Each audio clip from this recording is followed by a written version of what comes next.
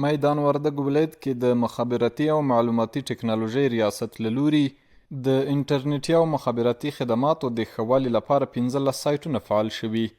مسؤلین وایي چې 6 نورې تر کار لاندې دي.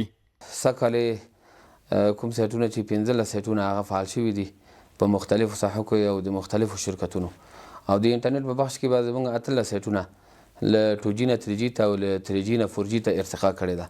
له دې نه علاوه زموږ 6 نور سایټونه چې په هغو باندې کار روان ده، سږ به انشاءالله 6 سایټونه هم فعال شي. ورته مهال د یاد ولایت اوسیدونکي د دې سایټونو په فعالېدو خوښي څرګندوي. وایي د دغه سایټونو په جوړېدو یې ګڼې مخابراتي او انټرنیټي ستونزې هوارې شوي دي. خو ډېر مشکلات و، ځکه موږ هلته نه تلیفون کار کوو نه انټرنیټ کار کوو، غرو ته ختو، ډېرو ستونزو سره مخ وو. اوس الحمدلله نرخ ولسوالۍ کې بیا په دې سره مرده قریه کې خو بیخي کار نه کوو. اوس الحمدلله بیخي ښه کار کوي، هم انټرنیټ هم تلیفون. ډېر تر خوشحاله یو او راضي یو. موږ د په عام طور د پایو نه ډېر خوشحاله یو، ځکه چې د سلام پای ودرېدله، اوس 3G باندې ښه صحیح کار کوي.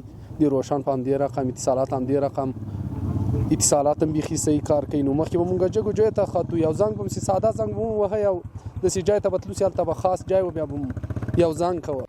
مسؤلین وایي چې د میدان وردګو په بېلابېلو ولسوالیو کې 18 سایټونه 3G او 4G ته اړولي، او په نږدې راتلونکي کې د پاتې نورو د 3G او 4G خدماتو د فعالېدو ډاډ هم ورکوي.